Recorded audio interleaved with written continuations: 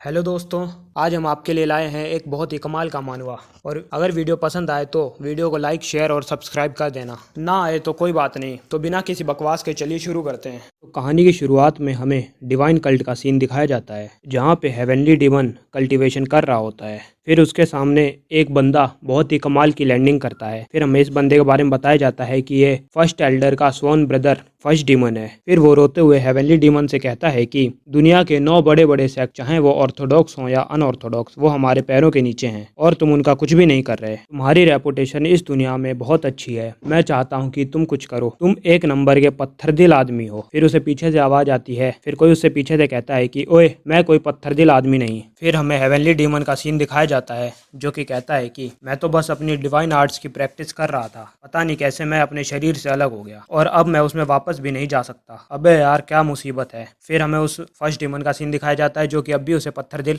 भी उसे रोते रोते पत्थर दिल बुलाता है। फिर इस पे हमारा हेवनली डीमन चिढ़ जाता है। फिर उसके एक बहुत तेज घूंसा मारते हुए कहता है कि खबरदार, अगली बार अगर तुमने मुझे पत्थर दिल कहा तो। लेकिन उसका घूंसा उसके शरीर के आर पार हो जाता है। फिर वो कहता है कि आए, ये क्या हुआ। लगता है मेरे पास मेरी फिजिकल बॉडी नहीं है, तो इसका मतलब मैं किसी को छू भी नहीं सकता। तो इसका मतलब मेरी वो सारी डिवाइन आर्ट्स वो सारी यूजलेस हो गई। तभी उसके पीछे एक बहुत बड़ा रिएक्शन होता है और उसके पीछे एक ब्लैक होल क्रिएट हो जाता है। वो उसे देखते हुए चौंकता है और चिल्लाते हुए कहता है कि ये तो मेरी सारी एनर्जी चूस रहा है। फिर वो वेट एक्सपेंशन नाम की एक टेक्निक इस्तेमाल करता है, जिससे उसका वजन 6000 किलो के आसपास हो जाता है। फिर उसे याद आता है कि अरे, मेरे पास तो फिजिकल बॉडी है ही नहीं, तो इसका मतलब मैं तो गया। और ब्लैक होल उसे निगल जाता है और फिर ब्लैक होल भी वहां से गायब। फिर हमें कुछ बंदों का सीन दिखाया जाता है। फिर उसके बाद हमारे मेन कैरेक्टर को दिखाया जाता है, जो कि चौंकते हुए उठता है। फिर हमें पता चलता है कि वो लोग कोई और नहीं, हमारा मेन कैरेक्टर सपना देख रहा होता है, वो उसके सपने के लोग होते हैं। फिर हमें थोड़ा इस दुनिया के बारे में बताया जाता है कि इस दुनिया में 2 साल पहले क्या हुआ। इस दुनिया में 2 साल पहले पोर्टल अपीयर होना शुरू हो गए, जिसमें से मॉन्स्टर वगैरह बाहर आने लगे और लोगों को मार के खाने लगे। फिर इंसानों ने अपने बहुत एडवांस वेपन्स को लिया और इन मॉन्स्टर पर हमला कर दिया। लेकिन क्या मॉन्स्टर पर उन एडवांस वेपन्स का कोई असर नहीं हुआ। फिर उसके बाद कुछ इंसानों के अंदर बहुत ही कमाल की एबिलिटी आने लगी और ऐसे लोगों को हंटर्स कहा जाने लगा। फिर इन लोगों ने मिलकर मॉन्स्टर के साथ लड़ाई की और इंसानियत को एक नई राह दिखाई। फिर हमें कहानी में आगे बताया जाता है कि अगर किसी देश के पास एस रैंक के हंटर हो तो वो देश बहुत जल्दी तरक्की करेगा और एस रैंक के हंटर मिलकर किसी देश को ताकतवर बनाने में बहुत मदद करेंगे। लेकिन उनका क्या, जो 1% लोग पावरलेस हैं, और मैं भी उनमें से ही एक। फिर हमारे मेन कैरेक्टर को दिखाया जाता है, जिसका नाम पाक यूनसुक है और जिसकी उम्र सिर्फ 27 साल है और इसके पास कोई अवेकन एबिलिटी भी नहीं। फिर हमारे मेन कैरेक्टर को दिखाया जाता है, जो कि हाथ में फांसी का फंदा लेके रोते हुए कहता है कि मेरे सारे फैमिली मेंबर्स मर गए, मेरा कोई गार्डियन भी नहीं, मुझे गवर्नमेंट ने पाला पोसा। फिर वो किसी से सॉरी सूरी मांगते हुए बहुत जोर जोर से रोता है। तभी उसके पीछे ब्लैक होल अपीयर होता है, जिसमें से वो बुढ़ऊ हमारे मेन कैरेक्टर के ऊपर आके गिरता है, जिसे हमारा मेन कैरेक्टर देख के कहता है कि क्या।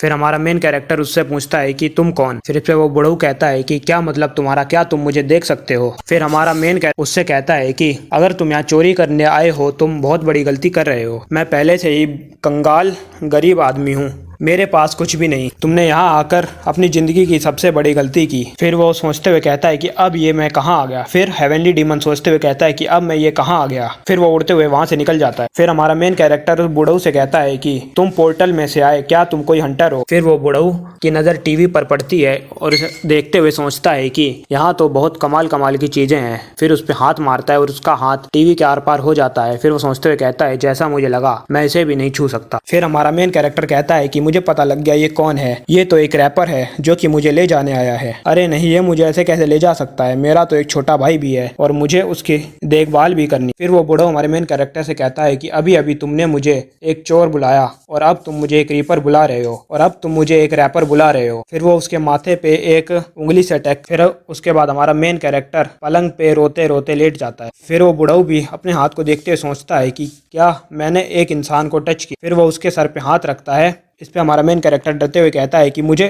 मत मारो प्लीज, मैं तुम्हारे पाँव पकड़ता हूँ। फिर वो बुढ़ऊ को सोचते हुए वहां से चला जाता है। फिर हमारा मेन कैरेक्टर कहता है कि क्या, वो बस ऐसे ही चला गया, चलो छोड़ो, जान दो, मेरे बाप का क्या जाता है। फिर वो बुढ़ऊ भी बाहर घूमते हुए कहता है कि, और एक कार की तरफ देखते हुए कहता है कि क्या अब ये क्या चीज़ है, ये तो घोड़े से भी ज़्यादा तेज है और इंसान भी इसके अंदर बैठे हुए हैं। फिर वो बड़ी बड़ी बिल्डिंगों को देखते हुए सोचता है कि इतनी ऊंची ऊंची इमारतें, इन्हें मैंने ज़िंदगी में आज से पहले कभी नहीं देखा। ये मैं कहाँ आ गया। फिर वो एक इंसान के सामने जाते हुए कहता है कि अरे सरकार, मेरा आपसे एक क्वेश्चन है, लेकिन वो उसे नहीं दिखाई देता उसे वो छू भी नहीं पाता। उसके बाद वो सोचते हुए कहता है कि मैं तो किसी को अब छू भी नहीं पा रहा, लगता है कि इस दुनिया में वही एक बच्चा है जिसे मैं दिखाई दे सकता हूँ और जिसे मैं छू सकता हूँ, तो फिर चलो उसके पास। तो और फिर वो उड़ते हुए वहां से निकल जाता है। फिर हमारे मेन कैरेक्टर की तरफ सीन शिफ्ट होता है, जो कि अपनी सारी खिड़की दरवाजों को टेप से चिपका के बंद कर रहा होता है कि कहीं वो बुढ़ा ना आ जाए। फिर हमारा मेन कैरेक्टर एक चैन की सांस लेते हुए कहता है कि अब चलो मैंने सब कुछ बंद कर दिया, लेकिन दोबारा से अगर पोर्टल अपीयर हुआ तो मैं क्या करूंगा, इसके बारे में मुझे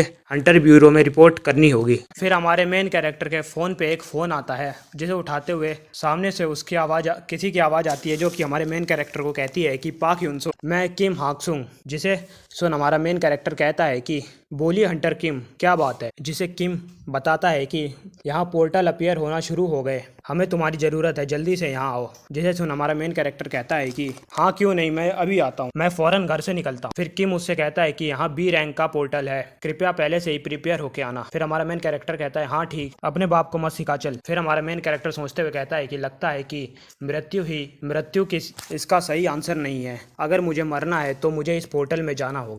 फिर वो अपने पीछे नोटिस करता है कि वो बुढ़ऊ उसके पीछे बैठा होता है और उससे कहता है कि क्या तुम खुद से अपनी बात कर रहे हो, लगता है कि तुम्हारी दिमागी हालात ठीक नहीं, चलो पागल खाने, तुम्हें मैं वहाँ भर्ती करा देता हूँ। फिर हमारा मेन कैरेक्टर उससे कहता है कि क्या तुम वापस आ गए, लेकिन क्यों। फिर वो बूढ़ा सोचते हुए कहता है कि मुझे ना चाहते हुए भी एक छोटे से घर में वापस आना पड़ा, लेकिन अब कर भी क्या सकते हैं, क्योंकि इस दुनिया में इकलौता यही है जो मुझे देख और सुन सकता है। फिर वो बूढ़ऊ हमारे मेन कैरेक्टर को देखते हुए उससे पूछता है कि तुम ये कर क्या रहे हो। फिर हमारा मेन कैरेक्टर उसे बताता है कि मैं पोर्टल के पास जा रहा हूँ लोगों की मदद करने, मैं जब तक वापस आऊँ तब तक तुम मेरे घर से निकल देना, वरना तुम्हारे साथ बहुत बुरा होगा। फिर बुढ़ा उससे कहता है कि ये हंटर पोर्टल तुमने लगा क्या रखा है, क्या तुम मुझे इसके बारे में कुछ बताओगे। फिर हमारा मेन कैरेक्टर सोचता है कि क्या इसे हंटर और पोर्टल्स के बारे में कुछ भी नहीं पता, आखिर ऐसा कैसे हो सकता है, ये आया कहाँ से है। फिर हमारा मेन कैरेक्टर वहाँ अपने घर से निकलते हुए उस बुढ़ऊ से कहता है कि चलो छोड़ो, अगर तुम